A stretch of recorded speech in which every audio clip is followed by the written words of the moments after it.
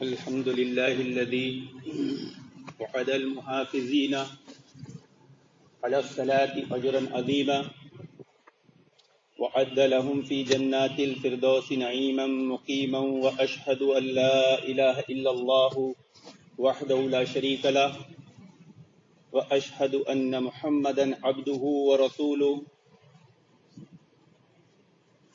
وأفضل المصلين وإمام المتقين وعلى آله وصحبه أجمعين أما بعد فقد قال الله تعالى أعوذ بالله من الشيطان الرجيم بسم الله الرحمن الرحيم وأقيموا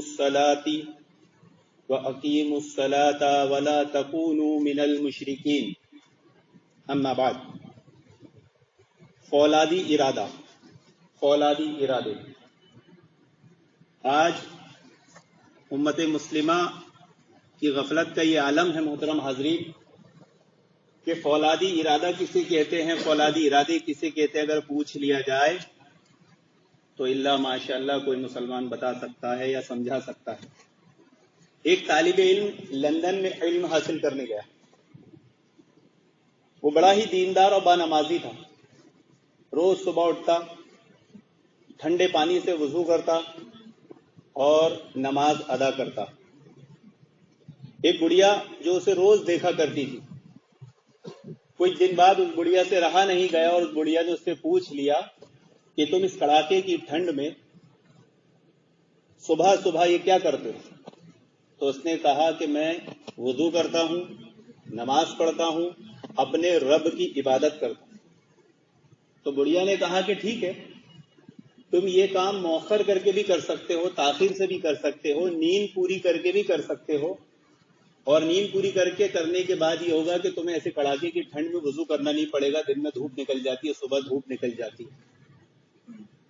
تو اس شخص نے اس طالب علم نے کہا کہ نہیں، میں ہرگز ایسا نہیں کر سکتا، کیونکہ نماز کے جو اوقات ہے وہ متعین ہے، اور میں اگر ان کو اس وقت پر ادا نہیں کروں گا تو اللہ رب العالمین میری نماز قبول نہیں کرے۔ اس گڑیا نے سر ہلایا اور ایک جملہ کہا کہ یہ تو فولادی ارادہ ہے، یہ لوہے کو بھی کاٹ دے گا۔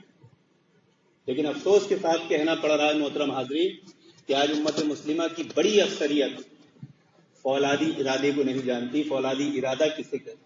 ہمارے معاملات ہم دیکھ سکتے ہیں، زمستانی کی فضا میں اگرچہ شمشیر سی تھی تیزی، نہ چھوٹے مجھ سے لندن میں بھی آداب سحر خیز۔ اللہ رب العالمین نے اس کو قرآن مجید میں اس انداز میں بیان فرمایا کہ رجال لا تلہیہم تجارۃ ولا بیع عن ذکر اللہ وإقام الصلاة وإیتاء الزکاة یخافون یوما تتقلب فیہ القلوب والابصار، کہ بعض لوگ ایسے ہیں جنہیں کوئی چیز اللہ تعالیٰ کے ذکر سے روکتی نہیں، غافل نہیں کر سکتی، نہ کوئی تجارت اور نہ کوئی خرید و فروخت۔ کوئی بھی چیز ان کو نماز قائم کرنے سے غافل نہیں کر سکتی، زکوٰۃ ادا کرنے سے غافل نہیں کر سکتی۔ کیوں؟ کیونکہ وہ اس دن کا خوف رکھتے ہیں۔ یخاف یوما تتقلب فیہ القلوب والابصار، اس دن کا خوف رکھتے ہیں جس دن دل اور آنکھیں الٹ دی جائیں۔ جن کے فولادی ارادے ہوتے ہیں وہ آخرت کا خوف رکھتے ہیں، اور ہم اگر عبادت کرتے بھی ہیں محترم حاضرین تو ہمارے معاملات کیا ہیں؟ رزق میں برکت کے لیے، گھر میں خیر و برکت کے لیے، زندگی آسان ہو جائے اس کے لیے۔ فولادی ارادے والے آخرت کا یقین رکھتے ہیں، ایمانی ارادے اور قوت یقین کا غلبہ، یہ توحید کی بات ہے۔ فرعون کے ساحروں جادوگروں کو جس نے لمحہ بھر میں بدل دیا، وہ فرعون کے جادوگر اور ساحر جو ایمان نہ لانے سے پہلے ذلیل اور خوار تھے، ایمان لانے کے بعد کیا ہوا کہ وہ موسیٰ علیہ السلام اور فرعون کے درمیان ہونے والے عالمی معرکے میں حق کے فریق اور حق کے ساتھی بن گئے.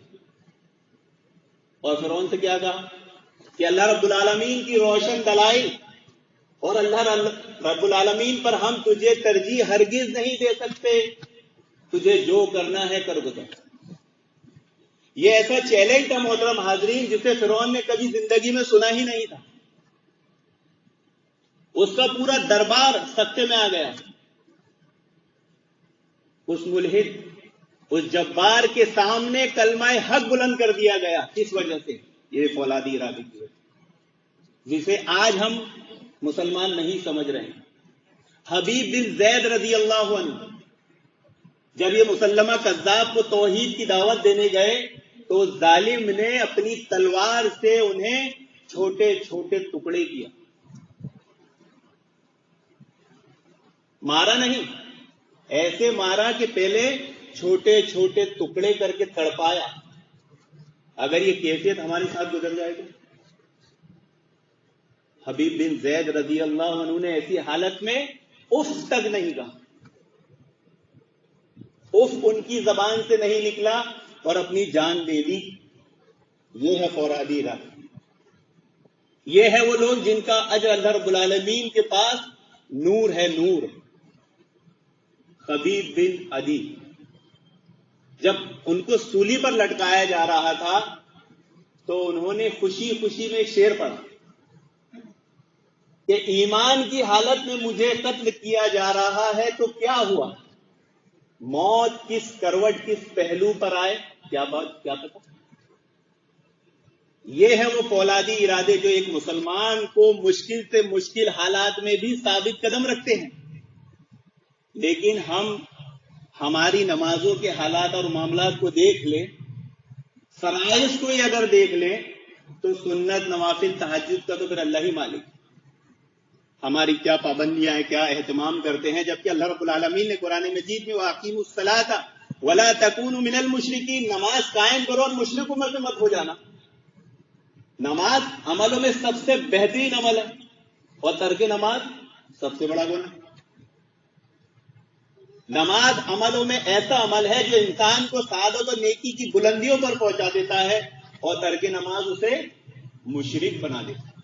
وَأَقِیمُوا الصَّلَاةَ وَلَا تَکُونُوا مِنَ الْمُشْرِکِینَ، کہ نماز قائم کرو اور مشرکوں میں سے مت ہو جانا. محترم حاضرین، ضرورت اس بات کی ہے کہ ہم اپنی خاص طور سے نمازوں کا اہتمام کریں، جماعتوں کا اہتمام کریں اور اقامت کا اہتمام کریں. یہ فولادی ارادے کی علامت ہے. اگر ارادے کمزور ہے تو کوئی اور بات نہیں. اگر ہمارے اعمال ہمیں ہی بدل نہ پائے تو وہ زمانہ کیا بدلیں گے، وہ لوگوں کو کیا بدلیں گے، وہ حالات کو کیا بدلیں گے.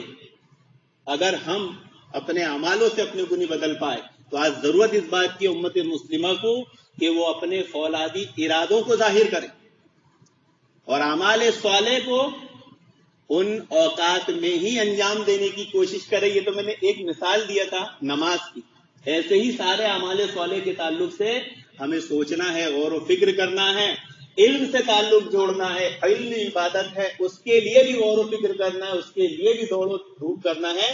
وہ بھی فولادی ارادے میں شمار ہوتی ہے.